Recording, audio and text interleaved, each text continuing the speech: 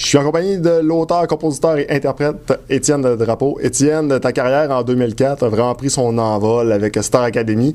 La question est quand même relativement simple, mais 13 ans plus tard, quand tu regardes ton bilan, es-tu surpris de où ce que tu es rendu? C'est une très bonne question. Si je voulais avoir l'air très humble, je dirais oui, je suis surpris, je m'attendais tellement pas à ça, mais je te dirais, encore une fois, humblement par exemple, que je suis un gars qui a assez confiance en ses moyens. Puis pour réussir dans un milieu aussi difficile que la musique, il faut que tu saches où tu t'en ailles, il faut que tu crois en toi comme... C'est un méchant temps, tu sais. Fait que moi, quand j'ai quitté ma carrière de hockeyeur, parce que j'étais un joueur de hockey, j'avais été un choix de 4e ronde du Canadien de Montréal, on y faisait allusion tout à l'heure.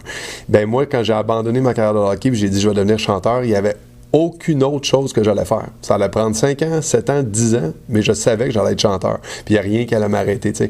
Fait que jusqu'à un certain point, je suis appréciatif, je suis choyé de vivre ce que je vis là, mais je l'ai toujours su que j'allais faire ça, tu comprends? Donc, mais par contre, tu vois, j'ai sorti mon album compilation là, qui relate mes 10 ans de carrière, 5 albums, et ça m'a permis juste de faire une pause puis de faire « Hey, ça fait 5 albums que je fais, 10 ans, de 2006 à 2016 sur disque, puis j'ai vécu plein de belles expériences, tu sais, j'ai chanté à l'Olympia de Paris, Linda Lemay, j'ai fait une comédie musicale Don Juan où j'ai repris le rôle de Mario Pelcha, j'ai fait des tournées, j'ai chanté en Afrique, en République dominicaine, en France, fait que tu sais, je pense que je suis fier, je suis choyé d'être où je suis aujourd'hui.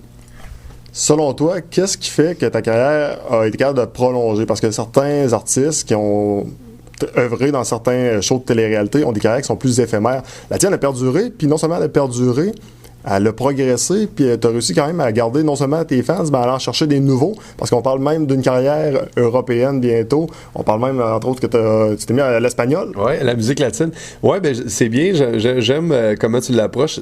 Dans ce milieu-là, c'est facile d'avoir, mettons, un gros hit, une tonne à radio qui marche, ou d'avoir un gros album. Il y a des artistes qui arrivent des fois qui font un buzz, ça dure 1 an, 2 ans, puis après c'est fini. T'sais. Ce qui est dur dans ce métier-là, c'est de durer, t'sais. Parce qu'il y a des modes qui passent, il y a des modes, il y a des coups de cœur, il y a des gens qui arrivent et qui repartent, mais moi, ça fait 13 ans, à tous mes albums, ou presque, j'ai eu quasiment un numéro 1 radio, j'ai eu 7 chansons qui ont été numéro 1. Fait que, tu sais, je suis pas l'artiste qui a vendu 200 000 copies, je suis pas l'artiste qui passe à tous les 2 mois, tout le monde en parle, ou qui fait les grosses émissions de télé, mais ça fait 13 ans que je suis là, je vends des 10, 15, 20 000, j'ai déjà vendu 35 000 copies, j'ai voulu passer proche d'un disque d'or. Fait que, tu sais, je suis là, je fais mon métier depuis 13 ans, je gagne bien ma vie. Puis là, avec la musique latine, maintenant, depuis 3 ans, moi, mon rêve dans l'international passe par l'espagnol. Je suis en train d'enregistrer un album en espagnol. J'ai 6 chansons enregistrées sur 10. Je reprends tous mes grands succès en français. Je les mets en version latine, up-tempo. Et puis, j'ai commencé un petit peu de carrière en République dominicaine. Là, j'étais allé passer 3 mois là-bas. J'ai lancé une chanson. Donc, oui, je me gagne des nouvelles personnes avec ça. Et ça m'amène à l'écriture d'un nouvel album présentement que je veux sortir dans 1 an puis qui est complètement différent. J'écris beaucoup plus des chansons plus up-tempo, des chansons qui bougent avec des rythmes différents. Fait que j'évolue, puis j'ai mon public puis j'espère d'en gagner d'autres puis tout le temps évoluer comme ça à travers les années.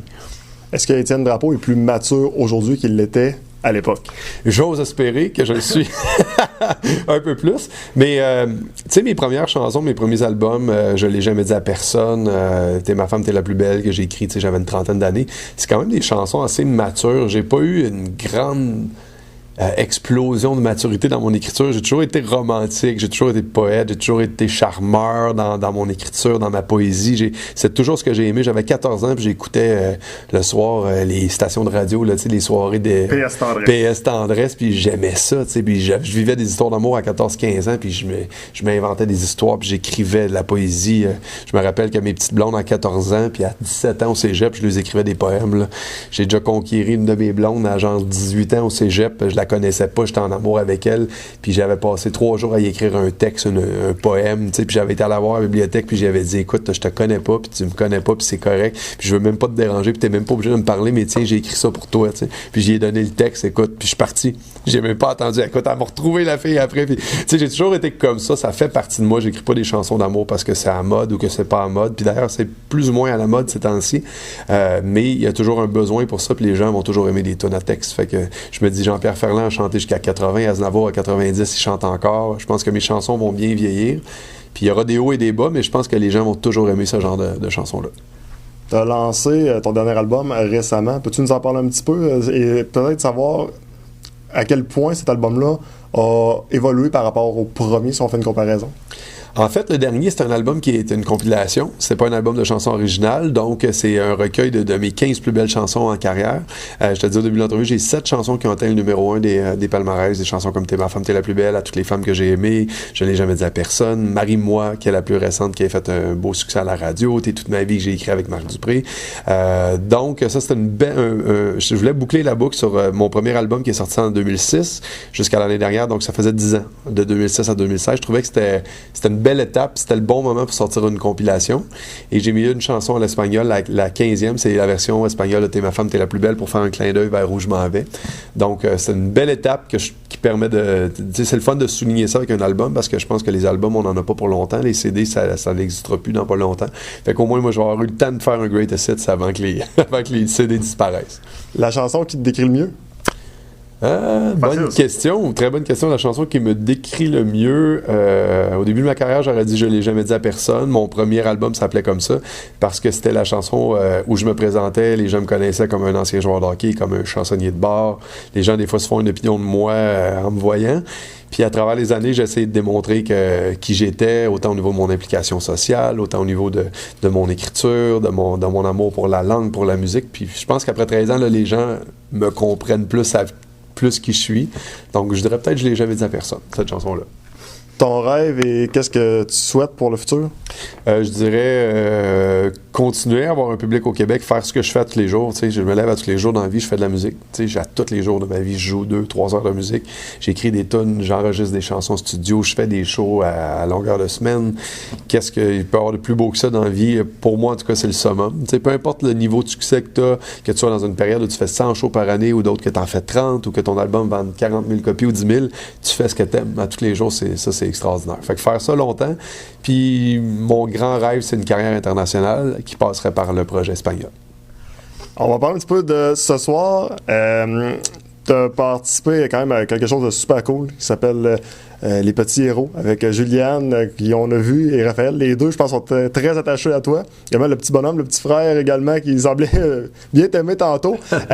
Parle-moi de, justement, en quoi ça consiste ton application avec Opération Enfant Soleil, puis à quel point c'est important pour toi de t'impliquer dans une cause comme celle-là?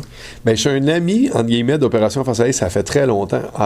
Outre le fait que j'ai fait pratiquement tous les télétons depuis une dizaine d'années, mais avant même d'être un chanteur connu, à l'époque où j'étais dans les bars, j'organisais des collectes pour Opération Enfant Soleil. J'amenais des petites boîtes de dons là, que les gens peuvent mettre des sous, puis je les traînais dans les boîtes à chansons quand j'étais chansonnier dans les bars à Québec. C'est là que j'ai appris mon métier.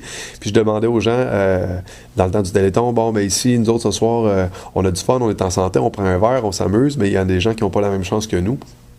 Donc, à chaque fois que vous allez me faire une demande spéciale, si tu vas entendre telle toune des Cowboys Fringants, telle toune de Paul Piché, ben il faut que tu mettes de l'argent dans le petit pot. Puis j'ai ramassé des 400-500$ comme ça sur plusieurs semaines. T'sais. Fait que ça fait longtemps que je suis impliqué socialement. J'ai toujours aimé ça. J'ai toujours voulu en redonner aux gens. Moi, je suis quelqu'un qui a été choyé dans la vie.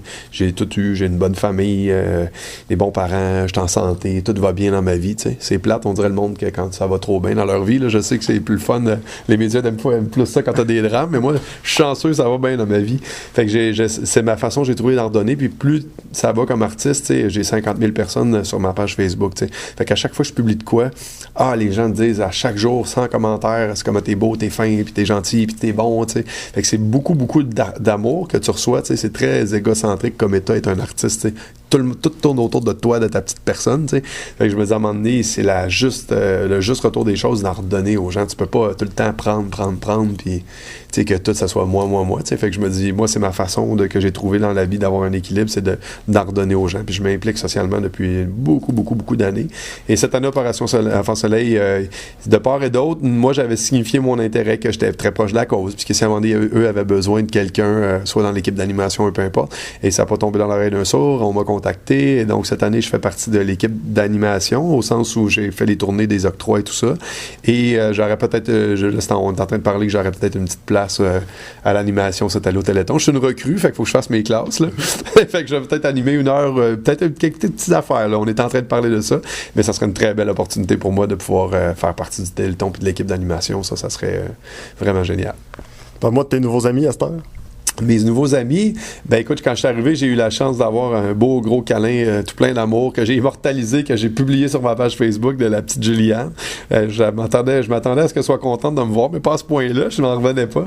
Une belle histoire qu'elle aime ma chanson « T'es ma femme, t'es la plus belle ». Quand je suis venu dans sa région faire les octrois, donner l'argent, elle est venue me voir et elle m'a demandé de lui chanter sa chanson. Elle dit « J'ai dit, c'est quoi ta chanson? » Elle dit « T'es ma femme, t'es la plus belle ». Ça, j'étais très surpris. Une petite fille de quel âge elle a, Juliane? 7 ans, écoute. Et là, ce soir, quand on m'a demandé, moi je suis à Laval, de venir jusqu'à Scott pour venir chanter pour eux, ben j'ai accepté tout de suite. Ça m'a fait plaisir de venir chanter pour Juliane et Raphaël, puis de participer à des belles causes comme ça. Tu sais, je me dis, les gens paient 100$ le billet pour être ici ce soir, puis c'est quoi, c'est un 6 heures de route aller-retour, mais tu sais, je veux dire, j'avais la possibilité de le faire, puis ça me faisait plaisir de le faire, et j'ai été très récompensé en termes d'amour ce soir par la petite Juliane qui m'a collé toute la soirée. Même son petit frère qui est venu s'asseoir avec moi pour écouter 4-5 chansons. Fait que tu ressors toujours de des événements comme ça avec le cœur rempli d'amour. C'est tout le temps, tu repars de ça grandi, tu ressors de là avec plein d'amour, des petits cœurs dans les yeux. Tu repars toujours de ces événements-là. Tout ce qui est Opération Enfant Soleil, ça a quelque chose de magique. Puis tu repars... comment je pourrais dire, je suis un peu fatigué, je cherche mes mots, mais je dirais que tu repars avec plus que quand tu es arrivé. Ça, c'est sûr. T'sais. Une dernière pour toi. On parle souvent des enfants, puis eux autres, c'est le fun. Ils ont une certaine innocence là-dedans. T'sais. Ils sont malades, mais ils s'en rendent comme pas trop compte. Puis ils passent là-dedans, puis sont tellement forts. Par contre, les parents, eux, doivent vraiment être forts. C'est eux, souvent, qui ont à combattre un peu de tout ça. Parle-moi un peu d'Émilie et Sébastien. Comment tu les vois? Comment tu les perçois? Ben, j'ai beaucoup d'admiration pour les parents qui ont des enfants malades. J'ai écrit 2 chansons sur le sujet. Sur mon 5e album, une chanson qui s'appelle « Réparer les cœurs », qui est devenue la chanson thème de la Fondation internationale de Sainte-Justine, où je m'imaginais être une mère de famille, recevoir son enfant, que tout va bien tout au long de ta grossesse, mais que la journée où ton enfant naît, tout d'un coup, on fait les examens, on se rend compte qu'il y a un petit problème, puis que le problème est plus grave qu'on pensait, tu sais. Et là, on enlève son enfant, puis on sait pas si on va y ramener parce qu'il faut l'opérer d'urgence. Ben, il y a plein de femmes, puis il y a plein de parents qui vivent ça. Et j'ai écrit aussi sur mon 2e album une chanson qui s'appelle « Ma promesse », qui raconte la promesse d'un père d'un parent à son enfant qui lui dit, un enfant malade, qui lui dit « Garde, peu importe ce qui va arriver, que tu restes avec nous, que tu t'en ailles, ben je vais toujours être avec toi, je vais toujours t'aimer, puis c'est pas ni Dieu ni le ciel qui va m'empêcher de t'aimer, que tu restes ou que tu partes. » Tu sais. Donc, c'est quelque chose qui me touche beaucoup, puis justement, à travers mes chansons, j'en ai parlé, j'en ai glissé un mot, puis les parents sont vraiment des héros, c'est des gens qui doivent, comme tu le dis, vivre avec ça, puis eux, ils ont la maturité, puis ils n'ont pas la naïveté pour ne pas s'en rendre compte, puis ils doivent souvent répondre à leurs enfants qui sont tristes, puis qui souffrent, puis qui savent pas pourquoi, fait que c'est sûr que ça doit être très, très, très difficile comme parent, donc moi, je lève mon chapeau à ces gens-là qui sont des gens courageux. Les petits-enfants sont courageux, mais les parents sont vraiment des petits héros, des grands héros aussi. On invite les gens à donner en terminant pour oui, ben oui, certainement. Là, cette année qui est le 4 juin. Le 3 avant, c'était sur 2 jours. Là, cette année, c'est le 4 juin. Donc, moi, je dis aux gens, ben, quand vous êtes en forme, si tout le monde va bien dans votre famille, prenez le temps de donner un petit peu de sous parce que, justement, ceux qui sont choyés, ben, c'est notre devoir, je pense, en termes d'être humain, d'aider les gens qui sont un petit peu moins choyés que nous autres. Étienne Drapeau, un gros merci. Merci à toi.